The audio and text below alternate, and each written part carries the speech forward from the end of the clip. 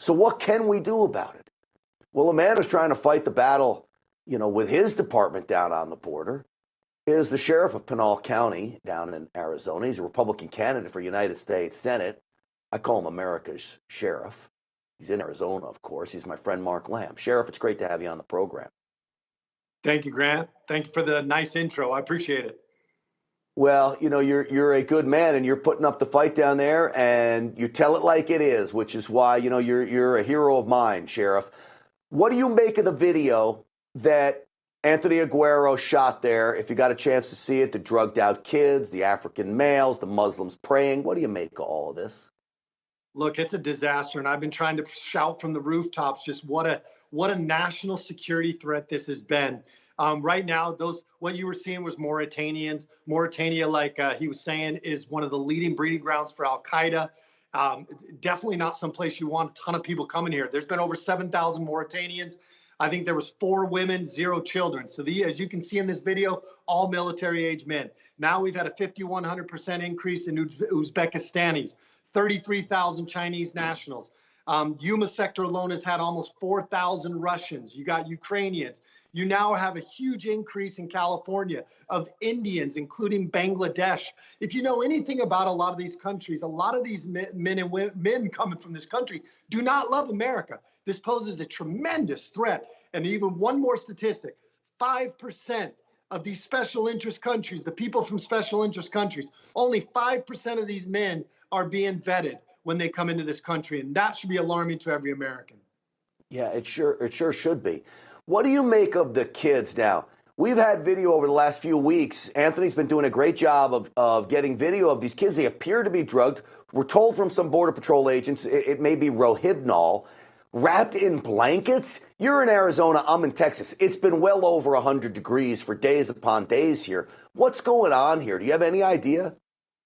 Look, when they cross over the border, they can't afford for these kids to cry. It is not an easy journey. It's very dangerous, very difficult. They crossing over at night. The cartels, they have no mercy. So if their child cries while they're coming across, that could potentially mean death for them.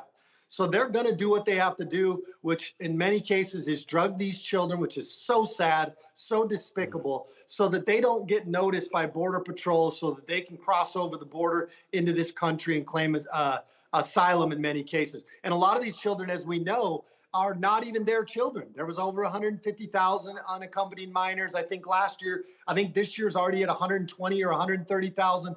And by the government's own admission, they don't even know where 85,000 of them are. So this should be another alarming issue that Americans should be aware of.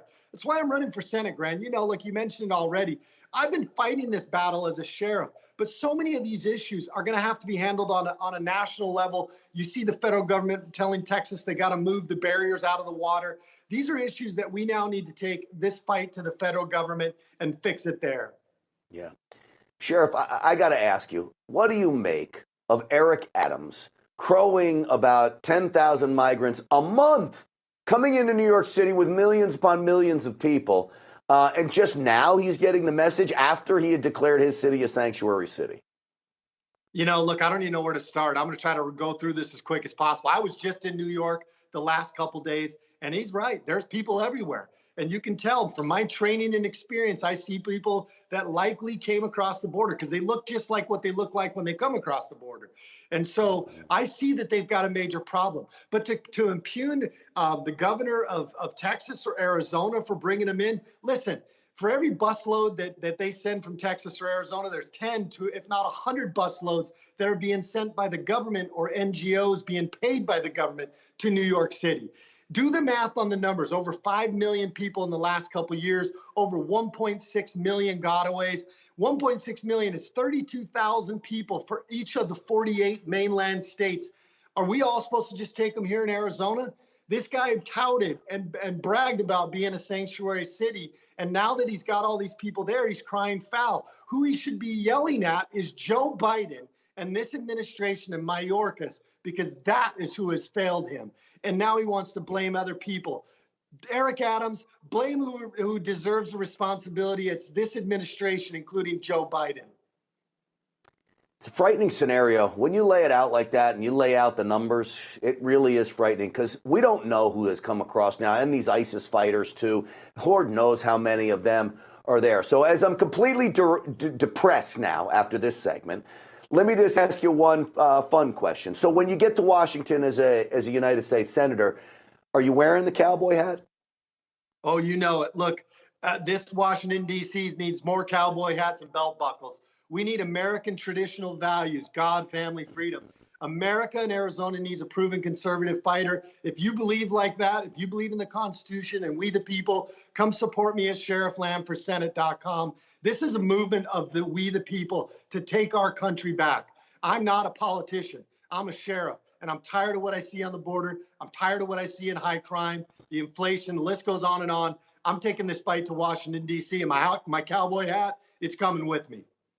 All right, that sounds good to me. You know, I wear cowboy boots all the time. I wear them to New York. I wear them to Washington, D.C. I don't have a cowboy hat, even though I live in Texas. If you win, when you win, I'm going to get one, and I'm going to come up there, and I'm going to wear it with you, Sheriff. Let's do it.